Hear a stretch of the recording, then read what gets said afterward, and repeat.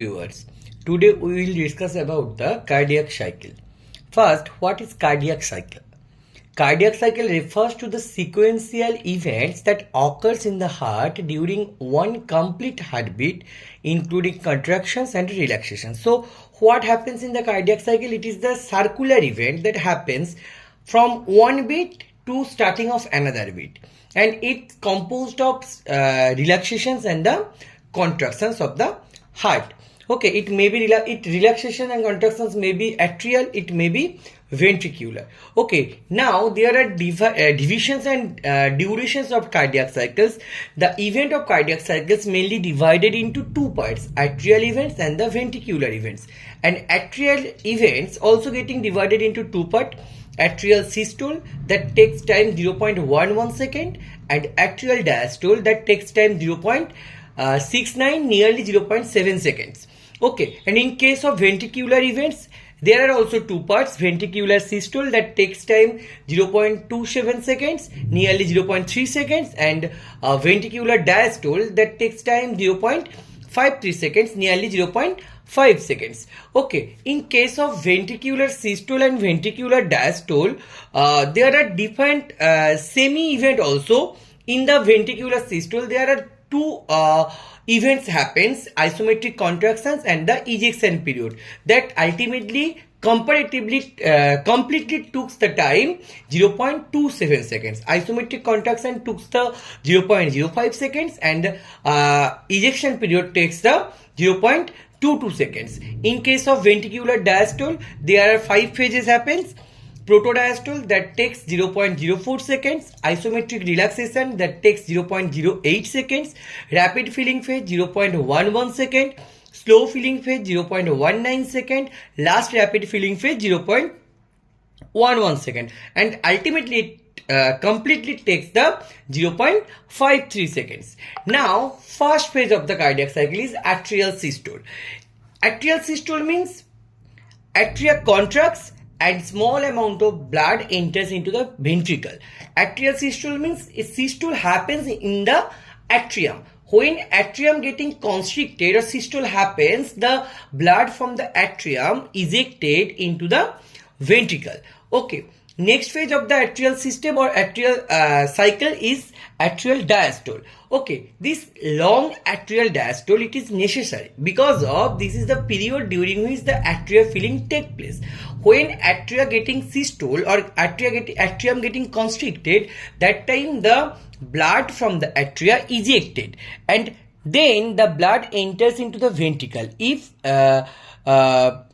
enters into the ventricle, if the atria again come back, if the atrial not again come back into the atrial diastole conditions, then the blood cannot be enters into the atrium. So that's why it is said that this is the long atrial diastole is necessary, because of this is the period during which atrial filling takes place. Right atrium receives the deoxygenated blood from all over the body through the superior and inferior vena cava, and the left atrium receives the oxygenated blood from the lungs through the pulmonary vein. Now here the ventricular systole. Ventricular systole consists of mainly two phases: isometric contraction and the ejection period. What is isometric contractions? When all the valves are closed, ventricle undergo at isometric contractions and produces the ventricle and pressure in the ventricle increases. In this phase, isometric contractions, when blood enters from the atrium into the ventricle, all the valves, that means AV valve, semilunar valves, all the valves of the ventricle getting closed, and blood cannot be passes through to any part of the heart. That conditions, that systems and the pressure in the ventricle getting increases. This conditions is known as that time the ventricle also getting constricted, and this conditions of the ventricle is known as the isometric contractions. Next phase is ejection period. Semilunar valves are opened and ventricles contract and blood is ejected out. When this phase happens, when the isometric contraction happens in the ventricle, after some times the semilunar valve of the ventricle getting opened and the blood from the ventricle enters into the aorta and the pulmonary artery. When the blood from the right and left ventricle enters into the aorta and pulmonary artery, that time the pressure in the ventricle getting released or reduced. The blood entering into the pulmonary aorta and pulmonary artery, this is known as the ejection, and the period of the ventricle is known as the ejection period. Okay, now ventricular diastole. This phase consists of mainly three stages actually. It is mainly consists of 5 stages: protodiastolic phase, isometric relaxation phase, rapid and slow filling phase. Okay, what happens in the protodiastole? This is the first stage of the diastole, at least mainly ventricular diastole. The semilunar valves are closed at the end of this period. When the ventricle, from the ventricle, blood enters into the aorta and the pulmonary artery, completely enters into the aorta and pulmonary artery, then the semilunar valve that present at the junction between ventricle and the aorta and the pulmonary artery, that getting closed. Okay, that time the blood cannot reverse back into the ventricle. On the other hand, also the AV valve that present in the atrium and the ventricular junction, that also getting closed. These conditions of the ventricle is known as the protodiastole. Okay, next one is the isometric relaxations. What happens in this phase? All the valves are closed. All the valves means semilunar valve and the AV valves, all are closed. Ventricles undergo isometric relaxation. That time ventricle remain in the relaxation phase. No pressure, nothing is present in the ventricle, and the pressure in the ventricle is reduced. These conditions of the ventricle is known as the isometric relaxation. Now, last 2 phase of the ventricular diastole is rapid and slow filling phase. Here, AV valves are opened and ventricle relax and filling occurs.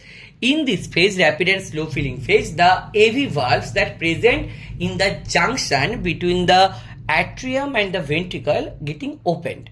When the AV valve getting opened, the blood from the atrium enters into the ventricle. From the right atrium enters into the right ventricle, from the left atrium enters into the left ventricle, and the filling of the ventricle getting started.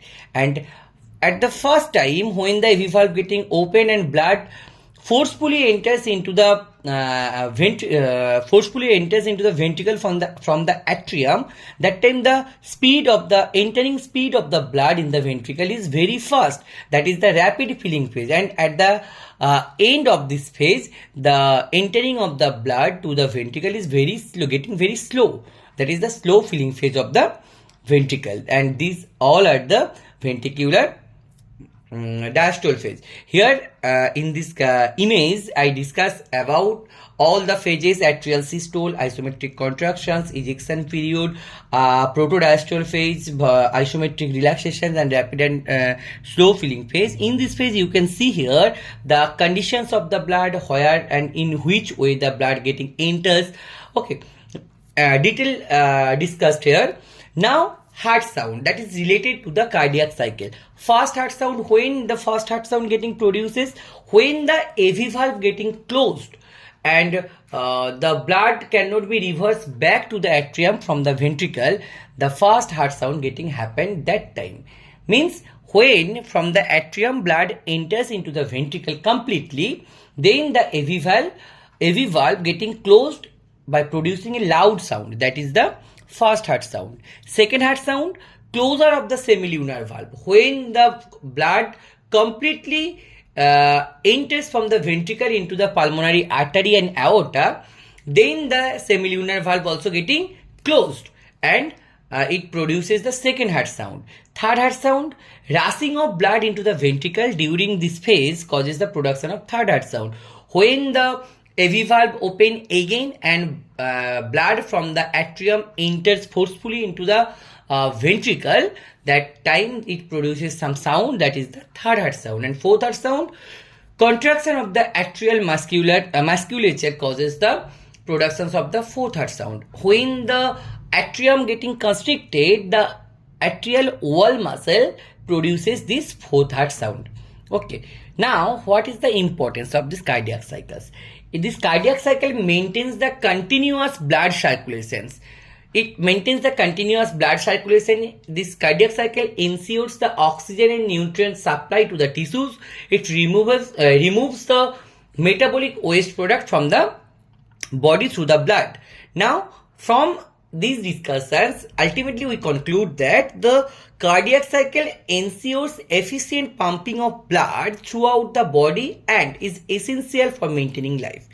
This blood circulations actually, it ensures, or this cardiac cycle ensures efficient pumping of blood, pumping of heart, and through the pumping of heart, blood getting circulated throughout the body, and it is very essential for maintaining the life. Okay, thank you.